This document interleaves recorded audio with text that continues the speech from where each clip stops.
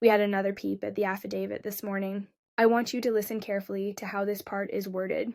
On December 27, 2022, Pennsylvania agents recovered the trash from the Koberger family residence located in Albrightsville, Pennsylvania. That evidence was sent to the Idaho State Lab for testing. On December 28, 2022, the Idaho State Lab reported that a DNA profile obtained from the trash and the DNA profile obtained from the sheath identified a male as not being excluded as the biological father of suspect profile. At least 99.99% of the male population would be expected to be excluded from the possibility of being the suspect's biological father. The Idaho State Lab reported that a DNA profile obtained from the trash and the DNA profile obtained from the sheath identified a male as not being excluded as the biological father of suspect profile. So the trash in a sheath had DNA belonging to a male, that male being Brian's dad. Yep, did you catch that? Both items had DNA from Brian's dad. Both items matched to each other.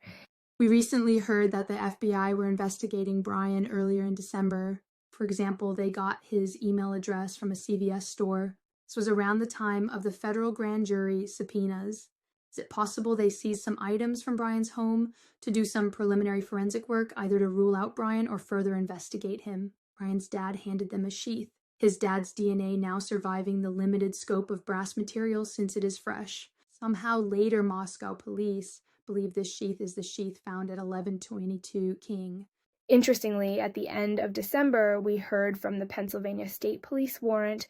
They recovered 3 knives, 1 pocket knife, 1 other knife with a sheath, and 1 more knife without a sheath. Perhaps that sheath was now at Idaho State Lab for the earlier FBI work. And no, we don't think it's sus that a solo hiker would have things such as knives to defend himself against animals. Leave a thought below.